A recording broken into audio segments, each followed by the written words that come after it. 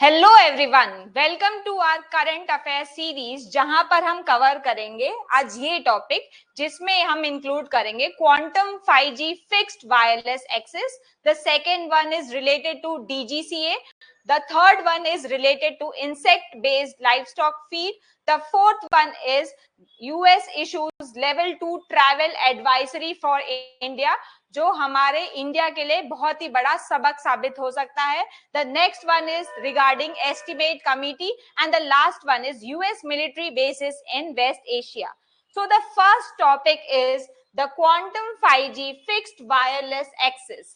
ये जो टेक्नोलॉजी है अभी BSNL ने स्टार्ट की है only in Bengaluru and it is on just in the trial phase. तो यहाँ पर लिखा है BSNL has soft launch the quantum 5G fixed wireless access. Fixed wireless access का मतलब ये है, फिक्स्ड मतलब ये एक पर्टिकुलर जो एरिया होगा सिर्फ वहां पर काम करेगा, and the second one is यहाँ पर लिखा गया है वायरलेस, कि इसमें कोई भी टाइप का वायर जो है वो यूज नहीं किया जाएगा. ये जो टेक्नोलॉजी है वो इंटरनेट के फील्ड में एक बहुत ही मोटी पहल है, सबसे बड़ी पहल है, जिसमें इंडिया जो है काफी आगे बढ़ रहा है, एंड ये स्टार्ट किया है BSNL ने. इस पर्टिकुलर टेक्नोलॉजी में रेडियो वेव्स जो एक टाइप की इलेक्ट्रोमैग्नेटिक वेव्स होती हैं, जिसका हाईएस्ट जो है वेवलेंथ होता है एंड लोएस्ट फ्रीक्वेंसी होती है. हाईएस्ट वेवलेंथ से मतलब ये है, ये जो रेडियो वेव्स है वो काफी जो है लॉन्ग डिस्टेंस ट्रैवल कर सकती हैं, एंड इसकी वजह से जो इंटरनेट की जो स्पीड है वो काफी जो है ज्यादा होती है. एंड आज की डेट में जैसा आपको पता है कि लोग जो है वर्क फ्रॉम होम करते हैं, एंड उनको जो है ये जो पर्टिकुलर जो टेक्नोलॉजी है उसको यूज करना पड़ता है, एंड इस 5G की वजह से वो ये जो वर्क फ्रॉम होम का जो कल्चर है उसको आगे बढ़ा सकते हैं. ये जो टेक्नोलॉजी है अभी सिर्फ ट्रायल फेज में की गई है in Hyderabad, only in Hyderabad, and धीरे धीरे BSNL का ये प्लान है कि ये जो टेक्नोलॉजी है वो उसको और भी एरियाज में इंडिया के लेकर आएंगे. इस टेक्नोलॉजी में जैसा हम आज की डेट में इंटरनेट यूज करते हैं उसमें हम लोग सिम कार्ड यूज करते हैं, बट इस टेक्नोलॉजी में ये जो सिम जो है उसका यूज नहीं आएगा. तो हम इसको ये भी बोल सकते हैं कि ये एक सिमलेस टेक्नोलॉजी है, बट इसके थ्रू आप सिर्फ और सिर्फ इंटरनेट को एक्सेस कर सकते हैं, आप कॉलिंग जो है वो नहीं कर सकते हैं. इसमें यूज किया जा रहा है 5G रेडियो. जैसा मैंने आपको बताया इसमें किया जाएगा यूज रेडियो वेव्स का. जैसे आपने देखा होगा जैसे हम रेडियो यूज करते हैं, रेडियो में कोई भी टाइप का वायर नहीं होता है, एंड रेडियो वेव्स की वजह से ही आज की डेट में जैसे रेडियो में अगर हमको न्यूज सुननी होती है तो वो हम इजीली सुन सकते हैं. सिमिलर जो टेक्नोलॉजी है वो इसमें भी यूज की जा रही है रेडियो वेव्स की मदद से. ये जो है बोला गया quantum 5G fixed wireless access. Fixed मैंने बताया एक जो पर्टिकुलर एरिया सिर्फ उधर दिया जाएगा. यहाँ पर क्या है, सिर्फ आपको जैसे नॉर्मल आप चार्जर को प्लग इन करते हैं, सिमिलरली यहाँ पर भी आप जो इंस्ट्रूमेंट है उसको आप प्लग इन करेंगे एंड इमीडिएटली जो है आपको इंटरनेट का एक्सेस मिल जाएगा. इसमें किसी भी प्रकार का कोई भी टाइप का जो वायरलेस नॉर्मली जो हम यूज करते हैं जैसे वाईफाई वगैरह घर में यूज होता है, उसमें जो मल्टीपल जगह है वहां पर वायर जो है वो पहले ले डाउन किए जाते हैं एंड उसके बाद ही हम इंटरनेट का यूज कर सकते हैं, बट यहाँ पर हमको वो यूज नहीं करना है. दैट ये किसने स्टार्ट किया है, BSNL में, जहां पर आपको कोई भी टाइप का जो फिजिकल फाइबर है वो यूज नहीं करना है, एंड यहाँ पर किसी भी प्रकार का सिम जो है उसका यूज नहीं किया जाएगा. Next point is how does it work. जैसा मैंने बताया डायरेक्ट टू डिवाइस, डायरेक्टली जो भी आप जो डिवाइस है प्लग इन करेंगे इमीडिएटली आपको वहां पर इंटरनेट का एक्सेस मिल जाएगा, एंड यहाँ पर कोई भी टाइप का आपको सिम कार्ड है उसकी जरूरत नहीं है. जो डिवाइस यूज किया जाता है उसको बोला जाता है कस्टमर प्रेमाइसेस इक्विपमेंट, क्योंकि जो कस्टमर है जो इंटरनेट का यूज करने वाला है उसके प्रेमाइस में ये पर्टिकुलर जो मॉडेम है उसको लगा दिया जाता है, एंड तब इंटरनेट का हम उसमें इंस्टेंटली तुरंत हम उसको यूज कर सकते हैं. इस टेक्नोलॉजी में हमने आत्मनिर्भर भारत जो है उस टेक्नोलॉजी को दिखाया है. आत्मनिर्भर भारत या हम बोल सकते हैं मेक इन इंडिया जो स्कीम है उसको हमने आगे बढ़ाया है. इसमें जो भी प्रोग्रामिंग लैंग्वेज, जो भी स्टैक यूज किया गया है, जो भी सॉफ्टवेयर यूज किए गए हैं वो A to Z इंडिया में ही बनाए गए हैं. इसीलिए ये एक इंडिजीनियस टेक्नोलॉजी है. इसमें किसी भी प्रकार का फॉरेन कंपोनेंट जो है वो यूज नहीं किया गया है. बात करते हैं इसके फीचर्स की, तो first feature is seamless architecture. जैसे मैं बताया, कोई भी प्रकार का सिम यूज नहीं होगा। नेक्स्ट, मेड इन इंडिया जो स्टैक है, जो अलग अलग टाइप की जो प्रोग्रामिंग लैंग्वेज, अलग अलग टाइप के जो सॉफ्टवेयर यूज किए गए हैं, वो पूरे A to Z इंडिया में ही बने हैं। नेक्स्ट, इससे मिलेगा हाई स्पीड। जहां पर अगर हाई स्पीड के बारे में बात करें, तो जो डाउनलोड स्पीड है वो आपको मिल सकती है 980 MBPS की, और जो अपलोड स्पीड है वो मिलेगी 140 MBPS की।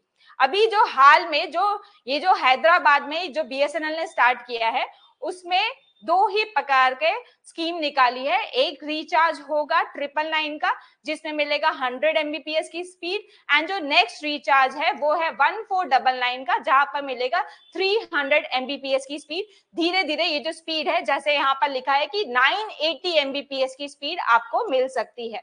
नेक्स्ट, यहाँ पर मैंने बताया कि एक प्लग एंड प्ले, नॉर्मली आप प्लग कर दीजिए अपने घर में एंड उसको आप इमीडिएटली यूज कर सकते हैं। अभी ये सिर्फ और सिर्फ 80% जो हैदराबाद के हाउस होल्ड है, वहां पर ये टेक्नोलॉजी का ट्रायल किया जा रहा है, एंड फिर देखा जाएगा कि इसमें क्या चेंजेस करके BSNL इस टेक्नोलॉजी को और आगे बढ़ा सकता है। अभी मॉडर्न नीड्स, जैसे मैं बताया, आज की डेट में लोग क्लाउड बेस्ड जो है सारा जो गेमिंग है वो करते हैं, बिकॉज गेमिंग की वजह से जो पूरा डेटा है ओवरऑल जो आपके लैपटॉप वगैरह में वो काफी कंज्यूम हो जाता है। इसकी वजह से जो पूरा गेमिंग है आजकल डायरेक्टली जो क्लाउड है वहां पर स्टोर किया जाता है। क्लाउड का मतलब होता है जैसे गूगल ड्राइव है, जिसमें आप अपनी फोटो सेव करते हैं, वो डायरेक्टली आपके जो इक्विपमेंट है उसमें सेव ना होकर वो डायरेक्टली सेव होती है ऑन द क्लाउड। सो ये एक क्लाउड बेस्ड गेमिंग है। नेक्स्ट, यहाँ पर आप जो अल्ट्रा HD वीडियो अगर स्ट्रीमिंग करना है उसको यूज कर सकते हैं, उसमें ये हेल्पफुल हो सकता है। And the next one is कि जो वर्क फ्रॉम होम वाला जो कल्चर है, इसको ये आगे बढ़ाने में बहुत ही फायदेमंद साबित हो सकता है। इसका सिग्निफिकेंस ये है कि इंडिया में ये BSNL जो फर्स्ट टेलीकॉम कंपनी है जिसने ये फिक्स्ड वायरलेस एक्सेस जो टेक्नोलॉजी है उसको स्टार्ट किया है। इससे दिखता है इंडिया आज की डेट में कितना कैपेबल है, कितना आगे बढ़ सकता है। नेक्स्ट इज ये है, इसकी वजह से इंडिया के जो लोग हैं, इंडियंस को एक अफोर्डेबल जो डेटा सर्विस है वो मिल सकती है, एंड वो भी कौन सी स्पीड पे लिखा गया है, गीगाबाइट की स्पीड पे। एंड इसकी वजह से जो Tier 2 एंड Tier 3 जो सिटीज है, मान लो जो गांव वगैरह के एरियाज हैं, क्योंकि वहां पर अभी वायर्स के थ्रू वहां पर इंटरनेट नहीं पहुंच पाया है, तो उसके बदले हम लोग जो ये FWA टेक्नोलॉजी है इसका यूज कर सकते हैं। एंड इसकी वजह से जो भी डिजिटल डिवाइड का इशू है, जो अर्बन एंड रूरल एरिया का जो डिवाइड है, उसको हम इजिली खत्म कर सकते हैं। नेक्स्ट, फ्यूचर में प्लान है कि अभी सितंबर 2025 में ये कुछ एरियाज जैसे बेंगलुरु, पौंडीचेरी, ग्वालियर, चंडीगढ़, पुणे एंड विशाखापट्टनम में इसका ट्रायल किया जाएगा, एंड आफ्टर दैट ये पूरे इंडिया में इसको स्टार्ट किया जाएगा। The next topic is this is about the PD Gurukul institute. ये एक ऐसा इंस्टीट्यूट है जो आपको UPSC एंड GPSC की प्रिपरेशन कराता है। यहाँ पर अभी हाल में UPSC की एक न्यू बैच स्टार्ट हुई है in Ahmedabad for ancient history.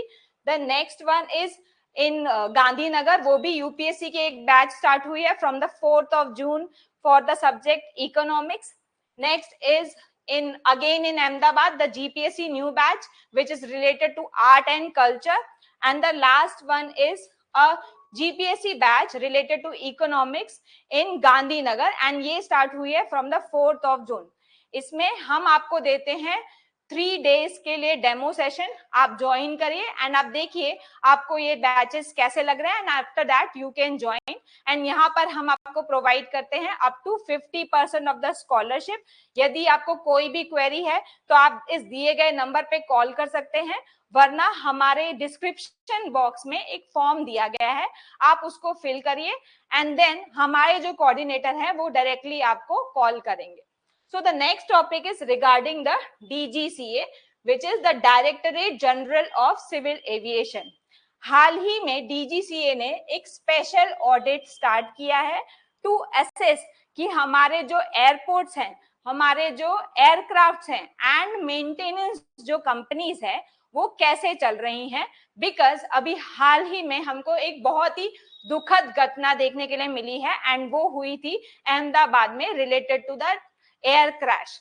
तो अब ये ऐसे जो है और एक्सीडेंट्स फ्यूचर में ना हो, इसके लिए डीजीसीए अब कंटिन्यूअसली टाइम टू टाइम जो है असेसमेंट करेगा कि किस हिसाब से हमारे ये जो एयरपोर्ट्स हैं, एयरक्राफ्ट, वो किस तरीके से चल रहे हैं एंड वो प्रॉपरली चल रहे हैं कि नहीं। बिकॉज जो पहली जो रिपोर्ट्स है उसमें हमको काफी जो है ड्रॉबैक्स देखने के लिए मिले हैं कि जो ग्राउंड स्टाफ है वो प्रॉपरली वर्क नहीं कर रहा है। जैसे हमको एक्सीडेंट में भी देखने के लिए मिला है कि कुछ कुछ जो एरर्स हैं कभी कभी वो मेंटेनेंस लॉग में लिखे भी नहीं जाते।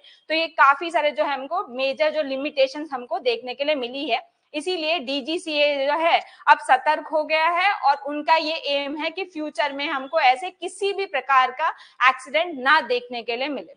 तो यहाँ पर डीजीसीए क्या है, इट इज अ एपेक्स, मतलब टॉप पे आता है एक सिविल एविएशन रेगुलेटरी बॉडी जिसका काम है कि जो भी एयर सेफ्टी है, जो भी लाइसेंसिंग है, सारा जो कंप्लायंस है वो प्रॉपरली इंटरनेशनल स्टैंडर्ड्स के हिसाब से हो रहा है कि नहीं, वो पूरा काम देखना है डीजीसीए का। ये जो है सेटअप हुआ था इन द ईयर 1978 एंड ये आता है under the ministry of civil aviation, government of India. वैसे इसको एक स्टैट्यूटरी बॉडी बनाया गया था in the year 2020 by the act aircraft amendment act 2020। इसका काम ये है कि जो भी ट्रांसपोर्टेशन, एयर ट्रांसपोर्टेशन हो रहा है वो सेफली हो, एफिशिएंटली हो एंड सिक्योर हो। नेक्स्ट बात करते हैं क्या क्या फंक्शन है। सबसे पहले जो भी एयरपोर्ट है या तो एयरपोर्ट से रिलेटेड जो भी लोग हैं उनको पूरा लाइसेंसिंग देना, जैसे यहाँ पे लिखा है पायलट्स को, एयर ट्रैफिक कंट्रोलर्स को, सबको A to Z को जो लाइसेंसिंग देना होता है, जो लाइसेंस देना होता है वो प्रोवाइड करता है डीजीसीए। नेक्स्ट इज एयरपोर्ट का सर्टिफिकेशन कि एयरपोर्ट जो है वहां पर प्रॉपरली जो सिक्योरिटी स्टैंडर्ड है या तो जो सेफ्टी स्टैंडर्ड्स है वो प्रॉपरली फॉलो हो रहे हैं कि नहीं, उसके अकॉर्डिंग ये जो डीजीसीए है वो एयरपोर्ट्स को सर्टिफिकेट प्रोवाइड करता है। नेक्स्ट ये एयरपोर्ट को प्रोवाइड करता है एयर वर्दीनेस स्टैंडर्ड्स के रिगार्डिंग भी एक लाइसेंस कि वो प्रॉपरली सेफ है, सिक्योर है कि नहीं, उसके अकॉर्डिंग ही ये जो पूरा है एयरक्राफ्ट को अलग अलग टाइप के लाइसेंस प्रोवाइड करते हैं। नेक्स्ट इज एक्सीडेंट इन्वेस्टिगेशन, जैसा कि अभी अहमदाबाद में जो एयरक्राफ्ट का एक्सीडेंट हुआ था वो, और या तो पास्ट में जो भी एक्सीडेंट हुए हैं उसका पूरा इन्वेस्टिगेशन करने का काम है डीजीसीए का।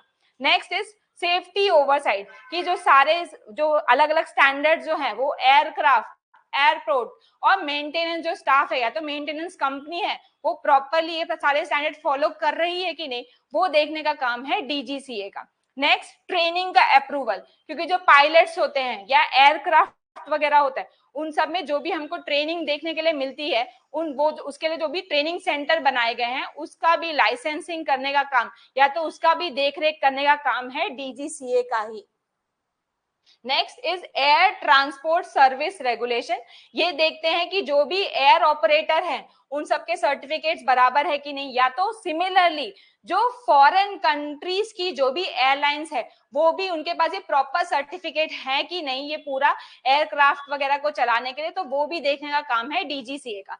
नेक्स्ट है कि ये इंटरनेशनल सिविल एविएशन जो ऑर्गेनाइजेशन है उसके भी स्टैंडर्ड्स प्रॉपरली फॉलो किए जा रहे हैं कि नहीं इंडिया में, वो देखा जाता है एंड ये जो है कंटिन्यूअसली कोऑर्डिनेट करता है विद आईसीएओ।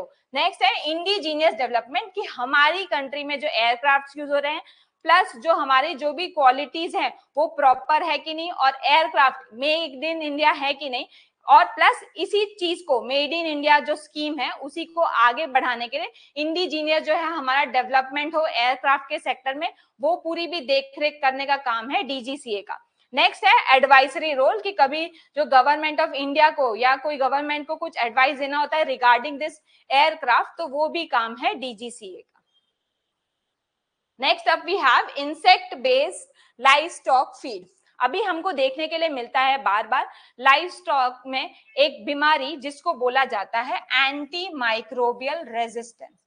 इसका मतलब ये होता है कि कई बार जैसे मान लो कोई भी डिजीज होता है या तो कोई भी टाइप का, अगर जैसे मान लो कोई एग्जांपल जैसे गट में गट में क्या होता है, क्योंकि कंटिन्यूअस कोई मान लो बीमारी हो गई, उसके लिए दिया जाता है एंटीबायोटिक। वो बीमारी का रीजन हो सकता है कोई बैक्टीरिया, कोई वायरस, तो उसके लिए दिया जाता है by the doctors the antibiotics. But continuous ये एंटीबायोटिक के यूज से जो वायरस होते हैं या जो भी बैक्टीरियाज होते हैं वो रेजिस्टेंस प्रोवाइड करते हैं। दैट मीन्स अब उनपे वो एंटीबायोटिक का असर जो है हमको देखने के लिए नहीं मिलता।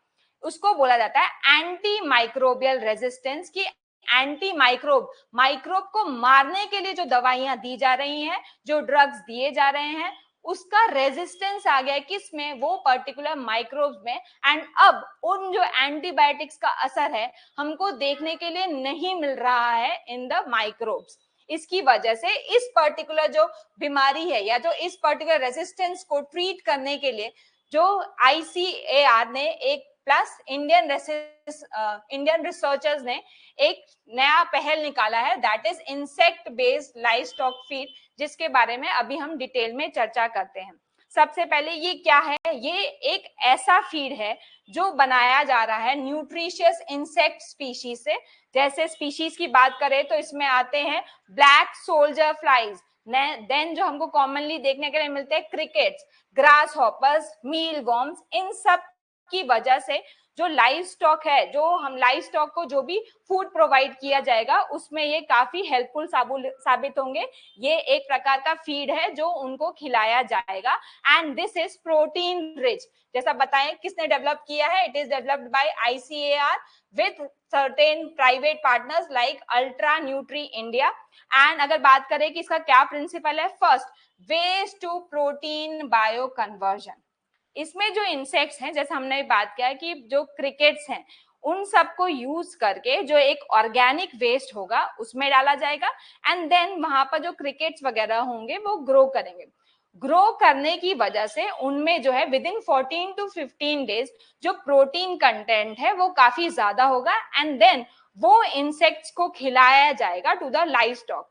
वो खिलाने की वजह से प्रोटीन कंटेंट जो है, जो भी जानवर हैं, जो भी एनिमल्स हैं, उनको ज्यादा प्रोटीन कंटेंट मिलेगा एंड उसकी वजह से जो उनका गट होगा, जो उनका स्टमक होगा, उसमें जो भी चीजें हैं वो जाके डाइजेस्ट होंगी एंड उसकी वजह से जो उनका गट का जो फ्लोरा रहेगा वो प्रॉपरली मेंटेन रहेगा एंड उनकी वजह से उनको बीमारी नहीं होगी। बीमारी नहीं होगी तो वो एंटीबायोटिक नहीं लेंगे एंड उसकी वजह से जो एंटी माइक्रोबियल रेजिस्टेंस का जो इशू है वो धीरे धीरे कम हो जाएगा। बात करते हैं, जैसे इसमें बताया ब्लैक सोल्जर्स, फ्लाई लार्वा वगैरह को हम यूज करेंगे, ऑर्गेनिक रेसिड्यूज में डालेंगे। ऑर्गेनिक वेस्ट में क्या क्या इंक्लूड होता है, तो एग्रीकल्चर का जो भी वेस्ट है, अदरवाइज क्या होता है एग्रीकल्चर का वेस्ट, फूड का वेस्ट, ऐसे ही रैंडमली अगर एनवायरमेंट में बाहर रखा जाए तो उसकी वजह से जो ग्रीन हाउस गैसेज है उसका एमिशन बहुत ज्यादा होता है एंड वो एनवायरमेंट को अफेक्ट करता है। But because of this particular scheme अब जो वेस्ट है वो काफी हद तक रिड्यूस हो जाएगा। फूड वेस्ट, ब्रूअरी वेस्ट, ये पूरा खत्म हो जाएगा एंड इसकी वजह से हाई प्रोटीन बायोमास, जो इंसेक्ट में जो प्रोटीन है उसका बायोमास काफी इंक्रीज हो जाएगा। इसमें कैसे किया जाएगा, तो विद इन 12 to 15 डेज जो इंसेक्ट का जो रखा गया है ऑन द ऑर्गेनिक वेस्ट, उनका प्रोटीन कंटेंट इंक्रीज हो जाएगा। इंक्रीज हो जाएगा कैसे, अप टू 75%। एंड इसकी वजह से जो माइक्रोब जो पेट में रहते हैं, जो गट में रहते हैं, वो जो है इंक्रीज हो जाएंगे एंड उसकी वजह से, और वो माइक्रोब्स कैसे रहते हैं, हमारी बॉडी के लिए काफी एडवांटेजेस रहते हैं, तो उसको बढ़ाने में ये हेल्प करेगा। Next, it is a time efficient and cost effective technology, because इसमें नॉर्मली हम इंसेक्ट यूज कर रहे हैं तो ज्यादा खर्चा भी नहीं होता एंड टाइम एफिशिएंट इसलिए बोला जाता है क्योंकि विद इन 12 to 15 डेज ये जो प्रोटीन है वो इंक्रीज हो जाएगा। अदरवाइज जो रैंडमली ऑर्गेनिक वेस्ट अगर बाहर रहता है तो उसको डिग्रेड होने में काफी ज्यादा समय लगता है। नेक्स्ट, इसके वजह से मैंने जैसे बताया कि गट का जो माइक्रोबायोटा है वो बढ़ जाएगा एंड उसकी वजह से बीमारियां जो है हमको काफी कम देखने के लिए मिलेगी। Next is the close loop nutrient recycling, because क्या होता है जो वेस्ट है, वेस्ट के ऊपर हमने इंसेक्ट डाला, इंसेक्ट जो है वो वेस्ट को कंज्यूम करेगा एंड उनका प्रोटीन जो है इंक्रीज हो जाएगा। फिर जो ऑर्गेनिक वेस्ट है उसको भी खिलाया जाता है to the organism, to the animals, and जो इंसेक्ट्स हैं उनको भी खिलाया जाता है एनिमल को। तो ये हो गया। And the next thing is जो भी हमने जो इंसेक्ट यूज किया उसका जो एक्सक्रीटा होता है उसको भी एज फर्टिलाइजर यूज किया जाता है इन द एग्रीकल्चर फील्ड। तो इसकी वजह से जो एग्रीकल्चर फील्ड में नॉर्मल जो हम केमिकल फर्टिलाइजर्स वगैरह यूज करते हैं उसका यूजेज काफी कम हो जाएगा और जो एमिशंस हैं वो भी कम हो जाएंगे। तो ओवरऑल ये एक एनवायरमेंट फ्रेंडली टेक्निक है। नेक्स्ट यहाँ पर के की फीचर्स की बात करें तो जैसे हमने बात किया कि जो प्रोटीन्स है वो इंक्रीज हो जाएंगे up to 75%। along with proteins increase होगा fats, micronutrients like zinc, iron, calcium और प्लस जो है फाइबर्स जो है वो भी इंक्रीज हो जाएंगे। नेक्स्ट हमने बात करेंगे एफिशिएंट रिसोर्स यूज। जैसे मैंने आपको बताया जो भी ऑर्गेनिक वेस्ट है उसका कम यूज होगा, जो भी केमिकल फर्टिलाइजर्स है उनका कम यूज होगा एंड इसकी वजह से जो एनवायरमेंटल फुटप्रिंट है वो भी कम हो जाएगा। And the last one is waste का जो भी वेस्ट हमारे यहाँ पर जो एक्सेसिव जो है अमाउंट में प्रोड्यूस होता है वो भी वेस्ट कम हो जाएगा। Next one is economic viability. जैसे हमने बात किया कि इसकी वजह से जो कॉस्ट है वो रिड्यूस हो जाएगा एंड इसकी वजह से जो एंटी माइक्रोबियल रेजिस्टेंस जो इश्यू इंडिया में देखने के लिए मिलता है एनिमल्स में प्लस ह्यूमंस में भी हमको देखने के लिए मिलता है, बट उसके लिए ये पहल नहीं ली गई है, ये पहल ली गई है ओनली फॉर द एनिमल्स। उससे हमें ट्रीट करने में हेल्प करेगा प्लस फूड सिक्योरिटी, क्योंकि आगे फ्यूचर में ऐसा माना जा रहा है बाय द ईयर ऑफ 2050 ये 70% तक जो 50 ग्लोबल फूड की जो डिमांड है वो बढ़ जाएगी एंड उससे डील करने के लिए हमको ये मददगार साबित होगा। नेक्स्ट इज इसकी वजह से जैसे बात किया कि एनवायरनमेंट पे कम हमको इम्पैक्ट देखने के लिए मिलेगा।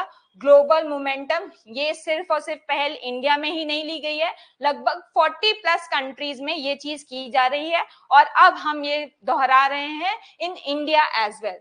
और ये एक इंडियन इनिशिएटिव है जिसमें मेन जो लीड रोल प्ले कर रहा है that is ICAR। And the next topic is US issue level 2 travel advisory for India. ये जो बात है काफी गंभीर बात है इंडिया के लिए, क्योंकि यूएस ने जो उनके जो भी ट्रैवलर्स इंडिया में आते हैं उनके लिए एक जो एडवाइजरी है वो दिया है and that is level 2 advisory. हम बात करते हैं ये एडवाइजरी क्या है। तो ये एडवाइजरी दी जाती है by the US department of state bureau of consular affairs द्वारा, जिसका मतलब है लेवल 2 का मतलब है एक्सरसाइज इंक्रीज्ड कॉशन। हम बात करते हैं पहले अलग अलग लेवल्स की एंड उसके बाद हम बात करेंगे प्रॉपरली ये लेवल 2 के बारे में। तो first level is exercise normal precautions. जो भी ट्रैवलर दूसरी कंट्रीज में जा रहे हैं उनको यूएस कॉन्सुलर के द्वारा कहा जा रहा है कि आपको जो नॉर्मल कॉशन है वहां पर जाके आपको लेना है। बट इंडिया के लिए दिया गया है लेवल 2 कि आपको इंक्रीज्ड कॉशन के साथ वहां पर जाना है एंड इनके रीजंस जो है हम अभी बात करेंगे। लेवल 3 इज रिकंसिडर ट्रैवल, कि आप अगर ट्रैवल करने का सोच रहे हैं उस पर्टिकुलर कंट्री में तो एक बार आप फिर से सोचिए एंड अगर बहुत ही ज्यादा जरूरी है तभी आप जाइए। And the last level is कि आप उस कंट्री में ट्रैवल ही मत कीजिए। ये जो लेवल 2 दिया गया है बाय द यूएस कॉन्सुलर, इसका रीजन ये है क्योंकि इंडिया में दिन ब दिन जो है terrorist attack and the next one is sexual attacks जो हैं वो काफी बढ़ रहे हैं। इसकी वजह से ये ट्रैवल एडवाइजरी है वो दिया गया है। जैसा बात करें कि वायलेंट क्राइम्स और सेक्सुअल असॉल्ट जो है इंडिया में बहुत हो रहे हैं, इसके लिए कहा गया है कि कोई भी यदि फीमेल ट्रैवलर इंडिया में अगर आ रही है, सोलो ट्रैवल कर रही है, तो उनको वो अवॉइड करना चाहिए। ये इंडिया के लिए काफी शर्मनाक बात है, क्योंकि अगर इंडिया में वुमेन जो सेफ्टी है उस पर एक क्वेश्चन मार्क रेज हो रहा है तो ये हमारे लिए जो है पूरा ऑल ओवर वर्ल्ड में ये हमारे लिए काफी खराब बात है। नेक्स्ट यहाँ पर और क्या रीजन है जिसकी वजह से ये ट्रैवल एडवाइजरी दिया जा रहा है? टेरर अटैक जैसे हमको देखने के लिए मिला है इन पहलगाम एंड इसी वजह से ये सेक्सुअल असॉल्ट्स और प्लस जो नक्सलाइट के अटैक्स है प्लस ये जो टेरर अटैक्स है, इसकी वजह से जो यूएस कॉन्सुलेट है उन्होंने कुछ रीजन्स भी एक स्पेसिफाई किए हैं कि आपको ये जगह पे जाना अवॉइड ही करना चाहिए। अगर जैसे मैं बात करूं कि यूएस ऑफिशियल्स को बोला गया है कि आप कौन कौन से एरिया में मत जाइए, तो महाराष्ट्र, तेलंगाना, वेस्ट बंगाल में एंड उसका रीजन ये है नक्सलाइट प्रेजेंस। नेक्स्ट है हाई रिस्क एरियाज जैसे Jammu Kashmir.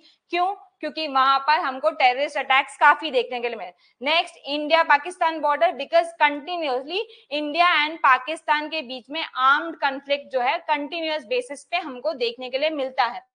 Next is the central and eastern Asia, जहां पर हमको नक्सलाइट जो ग्रुप है उनका अटैक देखने को मिलता है। नेक्स्ट इज मणिपुर, क्योंकि मणिपुर में वहां पर एथनिक वायलेंस देखने के लिए मिलता है। और certain other north eastern states like Arunachal Pradesh, Sikkim और कोई भी जो बॉर्डर एरियाज हैं विद चाइना, वहां पर भी जो यूएस कॉन्सुलेट ने अपने लोगों को, यूएस सिटीजन्स को उन एरियाज में जाने के लिए मना किया है। और उन्होंने बोला है यहाँ पर आपको कुछ कुछ ट्रैवल रिस्ट्रिक्शंस भी फॉलो करने पड़ेंगे, जैसे आपको कोई भी सैटेलाइट फोन या जो जीपीएस फोन है आपको वहां पर लेके नहीं जाना चाहिए, क्योंकि उसकी वजह से आपको जो है वापस यूएस भी भेजा जा सकता है। आपको जो है इसकी वजह से आपका इमिग्रेशन जो है वापस कर दिया जाएगा एंड आपके ऊपर लीगल एक्शन जो है वो लिया जाएगा। बात करते हैं क्या होंगे इस पर्टिकुलर एडवाइजरी के इम्पैक्ट। सबसे पहला डिप्लोमेटिक इम्प्लीकेशन, कि जो यूएस सिटीजन हमारे यहाँ पर आते हैं, जो टूरिस्ट हमारे यहाँ आते हैं, उसकी जो है नंबर्स में हमको काफी हद तक गिरावट जो है देखने के लिए मिल सकती है।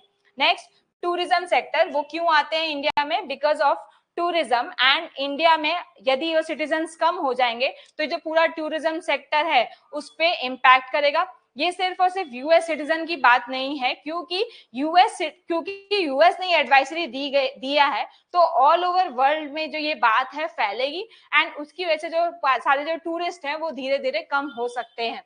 नेक्स्ट इज रीजनल सेंसिटिविटी, क्योंकि यहाँ पर हमको देखने के लिए मिलता है कि हमारे बॉर्डर एरियाज जो हैं, या तो हमारे जो कुछ नॉर्थ ईस्टर्न स्टेट्स हैं, वहां पर हम इजीली जो है लोगों को सिक्योरिटी प्रोवाइड नहीं कर पा रहे। हमारे जो बॉर्डर एरिया है वो पोरस हो रहे हैं एंड वहां पर कंटिन्यूअस जो है आर्म्ड स्ट्रगल की वजह से या तो आर्म्ड कॉन्फ्लिक्ट की वजह से वो जो एरियाज हैं वहां पर हमको एक सिक्योरिटी लैप्स देखने के लिए मिलता है, जो बहुत ही गंभीर बात है।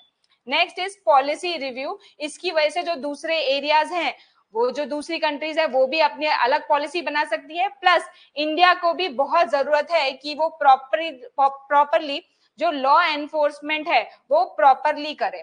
नेक्स्ट इज परसेप्शन चैलेंज, कि इंडिया के ऊपर एक क्वेश्चन मार्क जो है वर्ल्ड लेवल पे खड़ा हो सकता है कि इंडिया में प्रॉपर जो है सिक्योरिटी वो प्रोवाइड नहीं की जा रही है। The next topic is regarding estimate committee. The context is, अभी रिसेंटली जो पार्लियामेंट की एस्टिमेट कमिटी है उसको कंप्लीट हो गए हैं 75 इयर्स एंड उसके लिए हाल ही में एक नेशनल कॉन्फ्रेंस रखा गया इन मुंबई, ये पर्टिकुलर जो इवेंट है उसको कमेमोरेट करने के लिए। क्या है ये एस्टिमेट कमिटी? एस्टिमेट कमिटी एक फाइनेंशियल कमिटी है जो ओवरऑल जो बजट जो है उसका देखरेख रखती है कि किस प्रकार से कैसे गवर्नमेंट जो है फंड जो है वो एलोकेट हो रहा है, कैसे वो यूज हो रहा है एंड वो एफिशिएंटली यूज हो रहा है कि नहीं, वो पूरा देखरेख करने का काम है एस्टिमेट कमिटी का। अगर ये कमिटी की बात करें तो ये इस्टेब्लिश हुई है इन द ईयर 1950 कॉन्स्टिट्यूशन बनने के बाद एंड इसमें इंक्लूड होते हैं ओनली लोकसभा मेंबर्स एंड वो है 30 मेंबर्स एंड ये 30 मेंबर्स ईयरली बेसिस पे जो है उनको रखा जाता है इन द एस्टिमेट कमिटी। उनका टर्म सिर्फ और सिर्फ 1 ईयर का रहता है। सिलेक्शन प्रोसेस की बात करें तो जैसे मैं बताया कि एनुअली लोकसभा के मेंबर्स जो हैं वोटिंग के थ्रू इन पर्टिकुलर जो मेंबर्स हैं उनको इलेक्ट करते हैं। नेक्स्ट, इनका फंक्शन क्या है कि गवर्नमेंट का जो भी एस्टिमेट है, गवर्नमेंट के फंड्स किस टाइप से एलोकेट किए जा रहे हैं वो देखने का काम है। प्लस उसमें यदि कोई रिफॉर्म्स अगर कोई हो सकते हैं तो वो भी सजेस्ट किया जाता है by the estimates committee. Next, कोई भी पॉलिसी में यदि इंप्रूवमेंट करना है कि यहाँ पर इतना खर्चा कम हो सकता है या तो एफिशिएंटली इस बजट को यूज किया जाता है, वो A to Z रिकमेंडेशन दिया जाता है by the estimate committee. Next, ये देखते हैं कि जो हमारा जो भी स्पेंडिंग हो रहा है बजट का वो एफिशिएंटली हो रहा है कि नहीं, उसकी एफिकेसी ज्यादा है कि नहीं, कहीं पर ज्यादा खर्चा हो रहा है एंड प्लस वहां पर जो हमको जो रिजल्ट देखने को मिला है वो काफी कम है, तो उस पर्टिकुलर चीज का देखने का काम है एस्टिमेट कमिटी का। एंड प्लस ये किस तरीके से प्रेजेंट किया जाएगा उस ओवरऑल बजट का इन द पार्लियामेंट, वो भी देखने का काम है एस्टिमेट कमिटी का।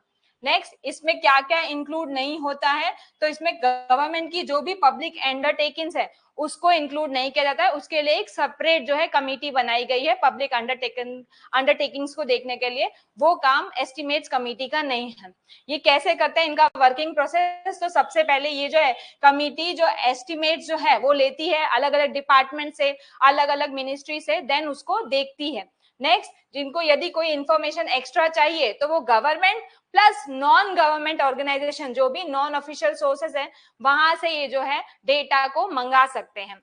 नेक्स्ट, ये जो है प्रॉपरली अगर यदि उनको लग रहा है यहाँ पर कुछ प्रॉब्लम है तो वहां पर जाके वो विजिट भी कर सकते हैं, स्टडी विजिट करते हैं, एंड देन वो एक जो एविडेंस सेशन है वो पार्लियामेंट में रखते हैं, एंड फिर ये जो रिपोर्ट है वो प्रेजेंट करते हैं इन फ्रंट ऑफ लोकसभा, क्योंकि मैंने आपको बताया यहाँ पर सिर्फ और सिर्फ लोकसभा के 30 मेंबर्स होते हैं। बात करें तो फिर ये क्या करते हैं, गवर्नमेंट को बोलते हैं कि आप ये चीजें जो हैं इसमें चेंजेस कर सकते हैं।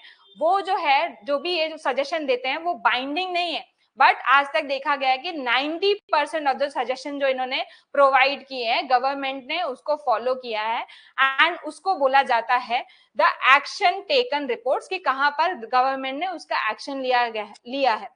अगर बात करें आज तक के अचीवमेंट्स की, जैसे मैंने आपको बताया कि जो भी ये सजेशन देते हैं वो बाइंडिंग नहीं है, बट स्टिल हमको काफी सारे अचीवमेंट्स इनके देखने के लिए मिलते हैं कि इन्होंने सिंस 1950 लगभग 1184 रिपोर्ट्स को गवर्नमेंट को दिया है, लोकसभा में प्रेजेंट किया है, जिसमें 656 जो है ओरिजिनल रिपोर्ट्स है, एंड 528 पे जो गवर्नमेंट है मिनिस्ट्रीज ने उस पे रिपोर्ट लिया, एक्शन लिया है। That's why it is known as action taken reports.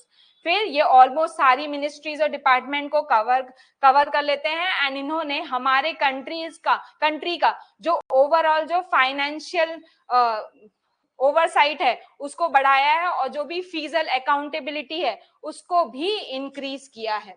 The next topic is US military bases in West Asia. जैसा कि आपको पता है कि कंटिन्यूअस यूएस और ईरान में कंटिन्यूअस कॉन्फ्लिक्ट चल रहे हैं, एंड यूएस ने हाल ही में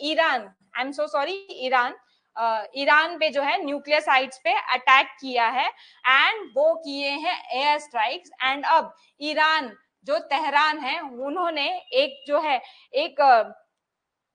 बोला है यूएस को कि वार्निंग दी है कि और थ्रेटन किया है कि अब हम जो आपके वेस्ट एशिया में जो भी यूएस के एयर बेसेस है या तो जो भी मिलिट्री बेसेस है अब हम उस पर अटैक करेंगे। इसकी वजह से हम बात करते हैं कि कौन कौन से यूएस के जो मिलिट्री बेसेस हैं और वेस्ट एशिया में कहाँ कहाँ प्रेजेंट है उसके बारे में डिटेल में पढ़ते हैं। सबसे पहले यूएस के मिलिट्री बेसिस जो है बहरेन में, एंड उसका वो किस लिए है, तो यूएस की जो नेवी है उसका ये 5th फ्लीट जो है उसका हेडक्वार्टर है। इसकी वजह से जो भी गल्फ रीजन है, रेड सी एरिया है या तो अरेबियन सी, इंडियन सी एरिया है, वहां पर कहीं ना कहीं जो यूएस है अपनी पकड़ बना के रखा है। जो सेकेंड मिलिट्री बेस है that is in Qatar, which is known as the Al Udeid Air Base, and यहाँ पर रहते हैं यूएस के लगभग 10,000 ट्रूप्स, एंड इनकी वजह से जो एरिया है इजिप्ट से लेके काजाकिस्तान का वो सारा एरिया जो है इसके अंडर कवर हो जाता है।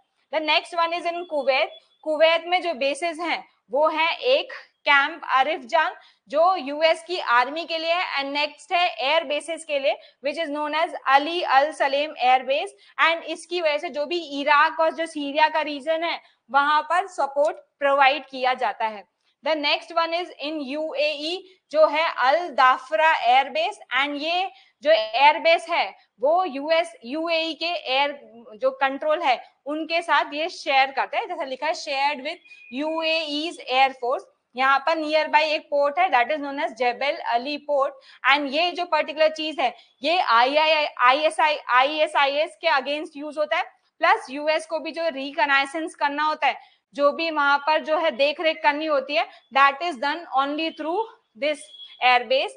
Next one is in Iraq में 2 एयरबेस है। First one is known as an Al Asad airbase which is in western Iraq, and the next one is Erbil airbase which is in Kurdistan region, and ये जो चीजें हैं ये Iraqi air force को support provide करते हैं so that Iran से कोई भी मिसाइल का स्ट्राइक हो रहा है वहां पर ये उसको प्रिवेंट कर सके।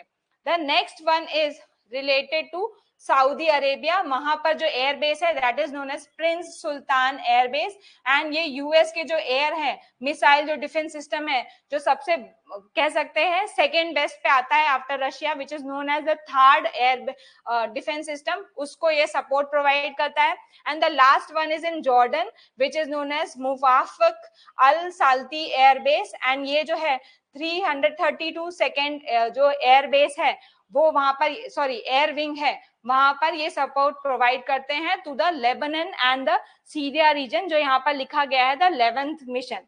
That's all for today. मिलते हैं नेक्स्ट लेक्चर में with the current affairs. And हमारे जो भी ये पर्टिकुलर सेशन की अगर आपको पीडीएफ चाहिए तो वो डिस्क्रिप्शन बॉक्स में दी गई है, जहां पर आपको इंग्लिश एंड गुजराती के पीडीएफ मिल जाएंगे ऑन आवर टेलीग्राम चैनल।